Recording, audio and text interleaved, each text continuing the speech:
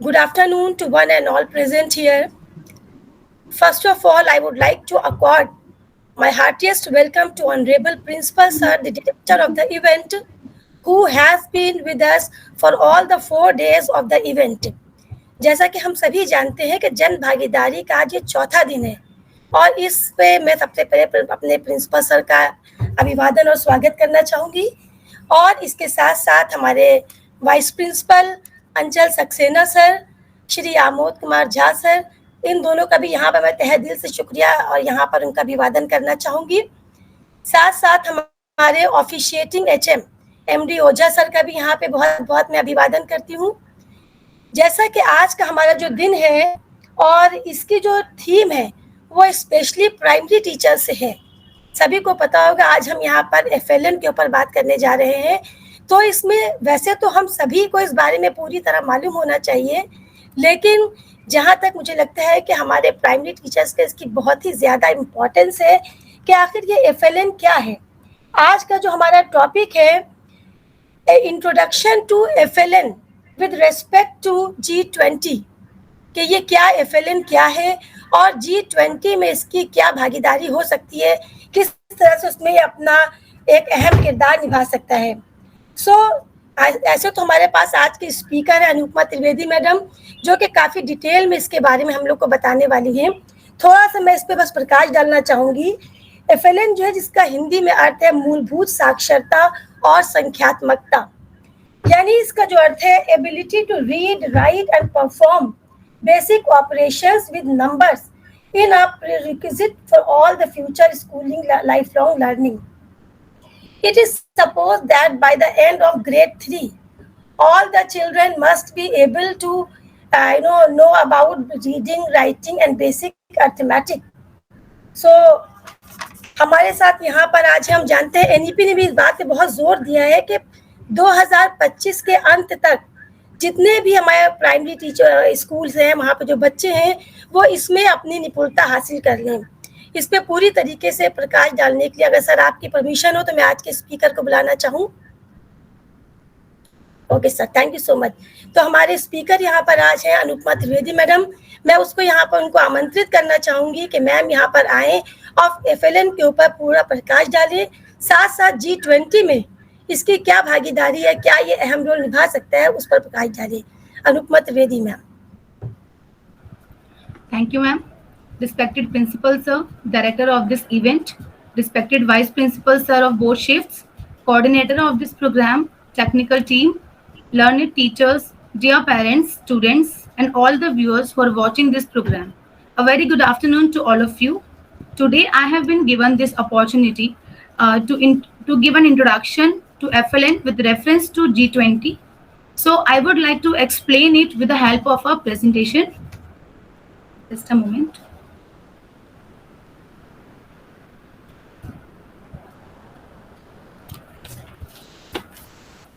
Ma'am, it's visible? Yes, ma'am. Okay, thank you. So FLN mission is basically foundational literacy and numeracy mission under Nipun Bharat. FLN stands for, like we have discussed, foundational literacy and numeracy. It is a program under NEP 2020, like VP sir second shift has given a detailed information about it on 2nd of June. So it's a program Nipun Bharat under NEP 2020. And in that program, we have this foundational literacy and numeracy mission. Now, what is Nipun Bharat mission? Like we all know, it is National Initiative for Proficiency in Reading with Understanding and Numeracy. It was started in the year 2021 on 5th of July under Ministry of Education. इसका जो main feature था, it was to emphasize reading, writing and numeracy by the end of grade 3. Every child achieves the desired learning competency in reading, writing and numeracy by the end of grade 3, and the focus period is by 2026 and 2027. It means कि 2026-27 तक जो भी बच्चा grade 3 में है वो reading, writing और basic mathematical calculations कर सके. Now what is FLN? FLN is the ability to read with meaning and perform basic maths calculation by the end of class 3. Right, we are already discussing this कि बच्चा अच्छे से read कर पाए, it's not only about reading with meaning, उसका meaning भी उसको समझ में आए, and perform basic mathematical calculations bye the end of class 3। FLN एक प्रकार का राष्ट्रीय मिशन है जिसको भारत सरकार द्वारा नई शिक्षा नीति में शामिल किया गया है। इसके तहत 3 वर्ष से 9 वर्ष तक की आयु वर्ग वाले सभी बच्चों को भाषा और गणित कौशल की शिक्षा प्रदान की जाएगी। अब बात आती है कि हमें FLN की जरूरत क्या थी। What is the reason to introduce FLN in primary classes? So a national achievement survey has been conducted by NCERT in 2017. 2017 में एक नेशनल अचीवमेंट सर्वे हुआ था for class 3 students, class 5 and class 8। इसमें सम सैंपल स्कूल्स व sampled बच्चे sample किए गए थे और टीचर्स का सैंपल लिया गया था। तो after this analysis it was find, इस सर्वे के बाद पता लगा कि 67% बच्चे जो हैं एवरेज परफॉर्मेंस है उनका इन लैंग्वेज इन क्लास 3। 63% बच्चे मैथ्स में एवरेज हैं and 64% are average in EVS. It is the ratio of class 3, and then in class 5 it also reduced more. 58% were average in language, 53% were average in maths, and 56% were average in EVS.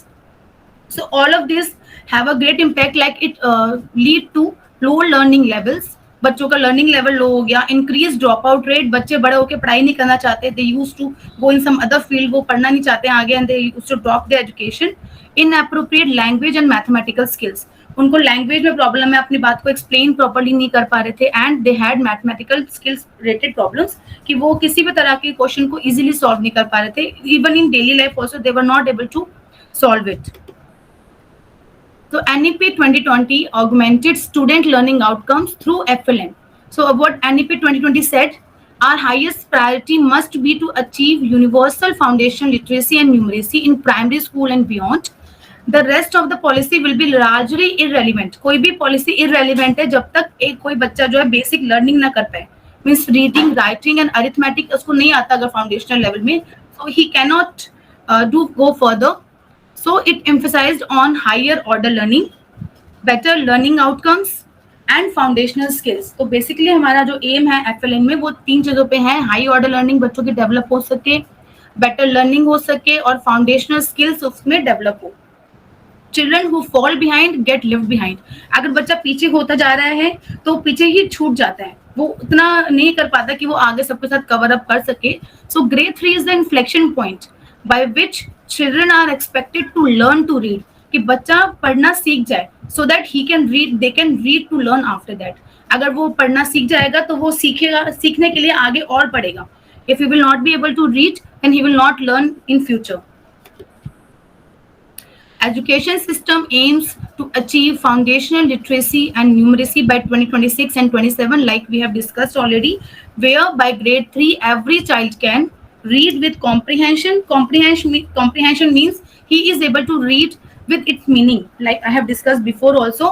मान लीजिए एक sentence दे रखा है कि एक जंगल में एक शेर रहता है, तो एक बच्चा उसको प्रॉपर्ली पढ़ पा रहा है कि एक जंगल में एक शेर रहता है और उसको मीनिंग समझ में आ रहा है, और दूसरा बच्चा है वो पढ़ रहा है एक जंगल, ऐसे ब्रेक कर करके पढ़ रहा है, तो he is not understanding its meaning, there is no fluency, there is no understanding, he is just trying to read it.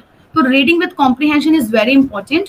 Right, लिख पाए अपनी बात को, मान लो उससे भी कोई बात बतानी है तो इतना कैपेबल हो कि वो छोटे छोटे सेंटेंसेस बना सके। अगर उसने एक गाय देखी है, हम उसको बोलें कि आप गाय के ऊपर एक छोटी सी 4-5 लाइन्स लिख के दो, तो he is able to write कि वो क्या है, गाय के कितने पैर होते हैं, गाय हमारी माता होती है, जो भी पॉइंट्स हैं 4-5 पॉइंट्स वो लिख पाए। बेसिक मैथमेटिकल कैलकुलेशन ऑपरेशंस कर सके। मान लीजिए वो बाहर जा रहा है शॉपिंग करने अपनी मम्मी पापा के साथ, किसी के साथ भी, तो अगर उससे कोई पूछ रहा है कि बताइए 5 + 6 कितना होता है, या हमने 5 एप्पल्स खरीदे और 6 एप्पल्स उसके पास थे तो कितने एप्पल्स बचे, तो बेसिक जो मैथमेटिकल ऑपरेशन है बच्चा कर सके, इतना वो कैपेबल हो जाए। And learning basic life skills बच्चा सीख जाए, जैसे कि बुक्स को अरेंज करना है, छोटी बुक ऊपर रहेगी, बड़ी बुक नीचे रहेगी, बैलेंसिंग एंड हाउ टू सी कि किस तरह से मैनेज करना है चीजों को, तो बेसिक लाइफ स्किल्स बच्चे को आ जाए। Nipun Bharat vision is basically this only, to create an enabling environment to ensure universal acquisition of foundation literacy and numeracy, so that by 2026-27 every child achieves the desired learning competencies in reading, writing and numeracy at the end of grade 3 and not later than grade 5. मतलब कि grade 3 या 26-27 तक सब बच्चे reading, writing और numeracy को achieve कर सकें.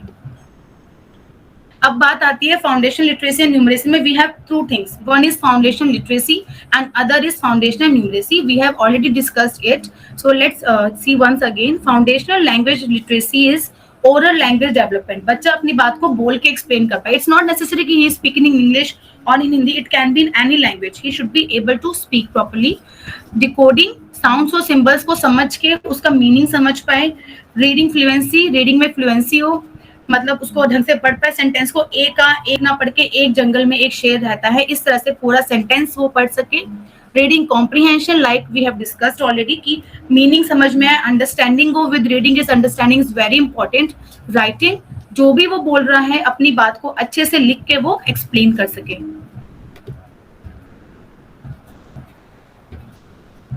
Next is foundational numeracy. Numbers को पहचान सके. 1 2 3 4 5 नंबर्स कितने होते हैं काउंट कर सके, कि अगर उसके हाथ में 4 फिंगर्स उसने ओपन करे तो ही नोज कि it is number 4 and these are 4 fingers. He should be able to recognise.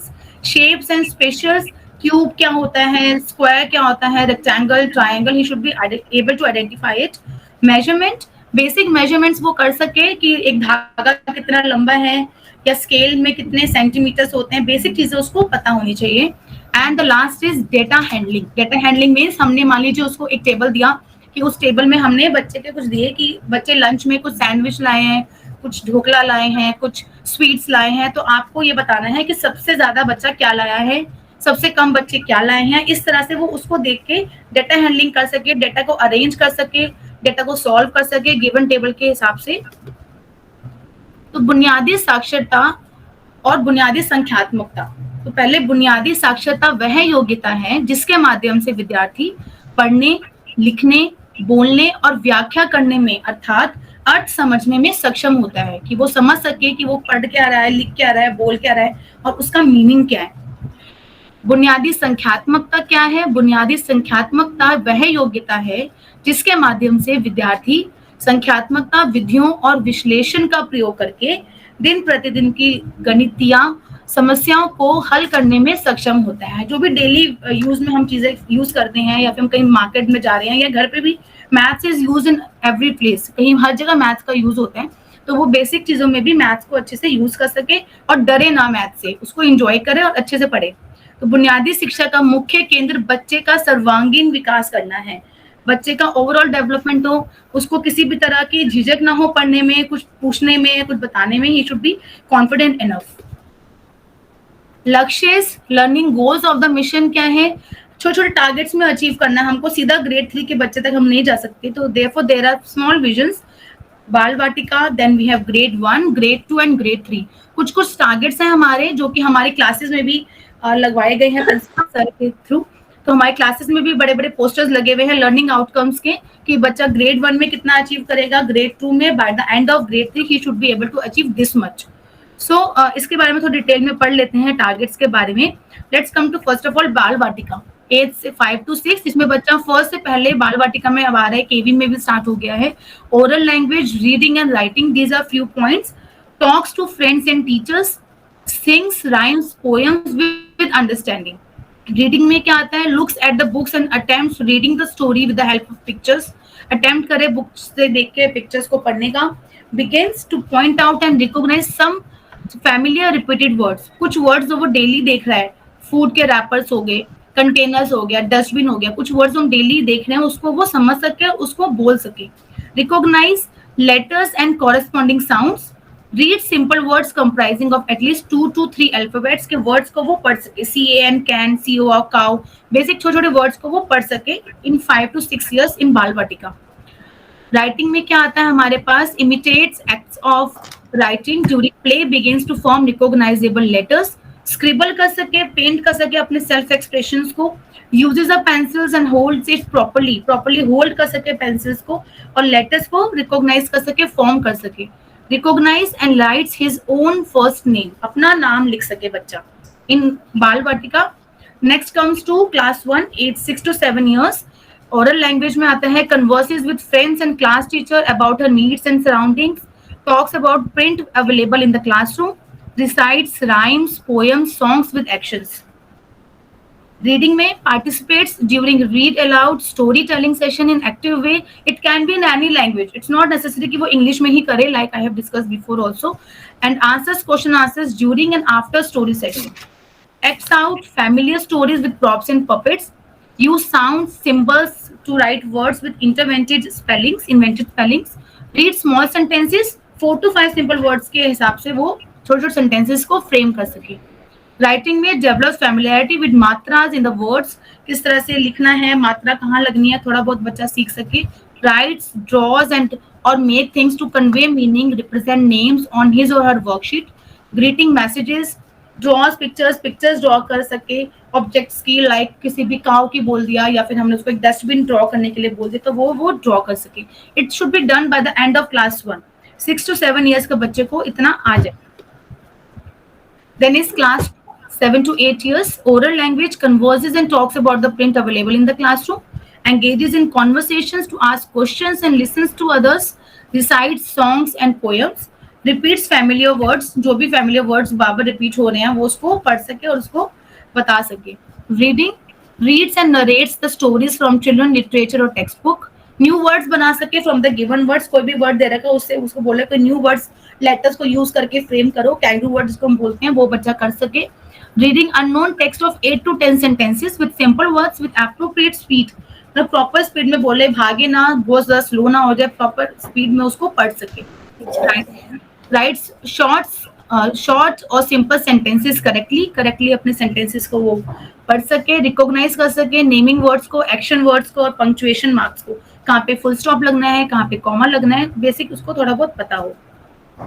Next come to class 3, grade 3 which we are talking about. उसको ओरल में converses with clarity using suitable vocabulary in home or school language, whatever language he is comfortable in. Talks about the print available in the classroom. Engages in conversation to ask questions. Narrate experiences. बच्चे अपनी class में अपने experience हमसे share करें कि घर पे क्या हुआ, उनके घर में कोई फंक्शन था, बर्थडे था, तो how they celebrated the function, किस तरह से उनके घर में हुआ. Recites poems individually and in group with intonation and modulation of voice. कहाँ पे हाई पिच करनी है, कहाँ पे लो पिच करनी है, किस तरह से पोएम को सिंग करना है, बच्चा अच्छे से उसको रिसाइट कर सके पोएम को. Reading, finds information in familiar books. Information वो गैदर कर सके बुक में से. रीड एटलीस्ट 60 वर्ड्स पर मिनट करेक्टली. 60 वर्ड्स वो 1 मिनट में करेक्टली पढ़ सके. एंड विद कॉम्प्रिहेंशन, मतलब उसको उसका मीनिंग भी समझ में आना चाहिए. एंड विद करेक्ट प्रोनाउंसिएशन भी सही होना चाहिए कि बच्चा गलत प्रोनाउंस करेगा that will also be not right. Reads and follows instructions given the text. जो भी इंस्ट्रक्शन से एक्सरसाइज दे रखी है उसको कर सके. At least 3 out of 4 questions on reading of appropriate unknown story paragraph of 8 to 10 sentences उसको पढ़ सके. Then write short message for different purposes, uses action words, grammatically correct sentences वो लिख सके, error ना हो grammatical. short paragraph या short stories वो लिख सके without any grammatical mistake. So these are some लक्ष्यs of FLN. छोटे छोटे टारगेट्स अचीव करना है. grade 1, grade 2, grade 3 and बाल वाटिका. Now comes the assessment. इनका assessment कैसे होगा? There are 2 ways. First is school based assessment जो हम लोग लेते रहते हैं. It is continuous. ये नहीं है कि हमने साल के एंड में लेना है. It is continuous. बीच में हम बच्चों का assessment लेते हैं.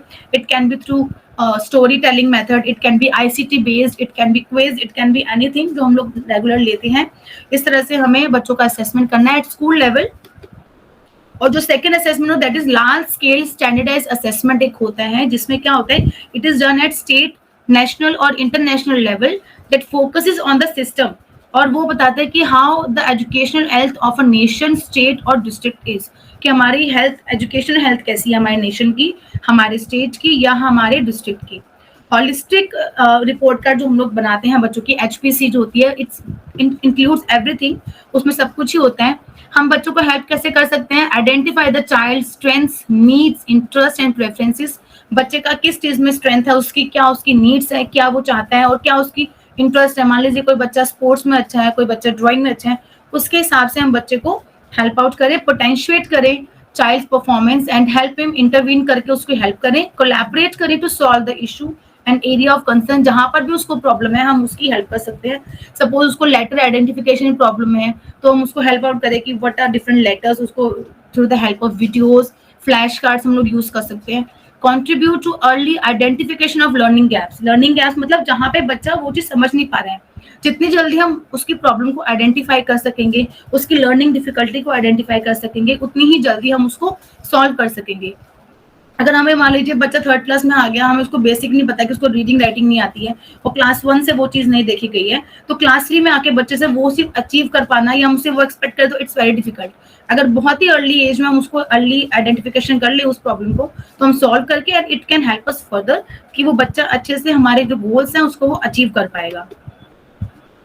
सो it takes a village to raise a child. एक बच्चा बड़ा करना is a very big task, क्योंकि उसको सब समझ में आए. A successful mission to improve foundational learning of all children in our country can not be envisaged without an active role played by several institutions, teachers, parents, community, local bodies etcetera. तो सभी लोगों का बहुत ज्यादा involvement रहता है. अगर सभी लोग मिलकर काम करेंगे तभी बच्चा जो है डेवलप कर सकेगा और हम अपने FLN मिशन को अचीव कर सकेंगे. Each stake holder plays a valuable role in the mission. तो इस रोल में सभी जितने भी स्टेक होल्डर्स हैं, टीचर्स हैं, पेरेंट्स हैं, हम लोग सभी का बहुत ही स्पेशल रोल है and we should be able to help the child. Thank you. This is from my side, and I would also like to thank Priya Soni ma'am for helping me throughout in preparing the presentation. And at last, I would like to thank everyone for listening me so patiently. Thank you. Thank you ma'am, thank you Anupama ma'am.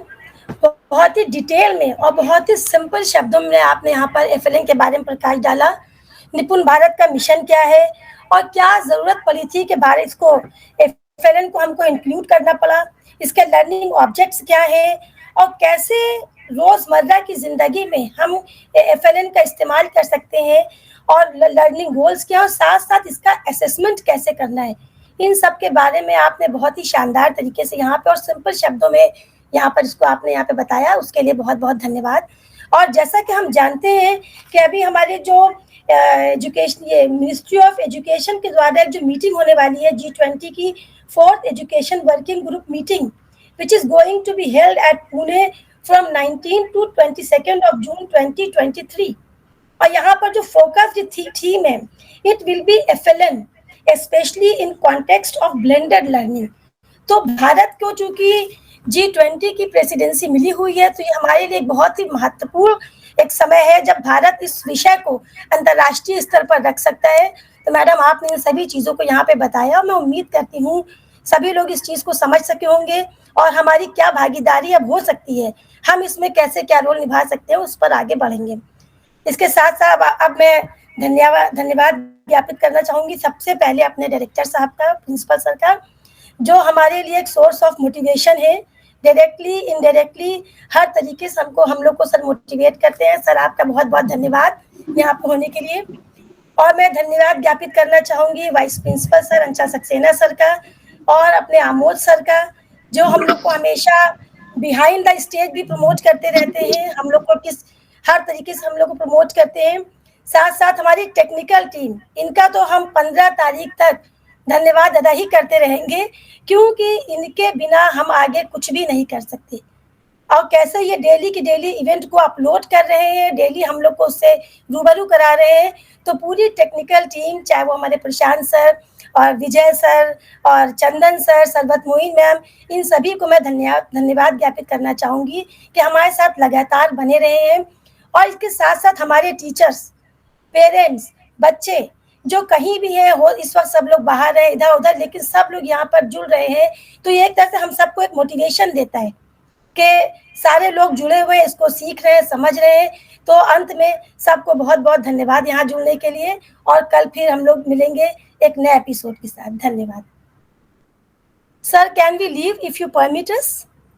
वो आज का session बहुत अच्छा था और पहले से भी सेशन काफ़ी अच्छे हो रहे हैं. तो so thank you very much, keep it up. बहुत अच्छा जा रहा है हमारा कार्यक्रम. Thanks a lot.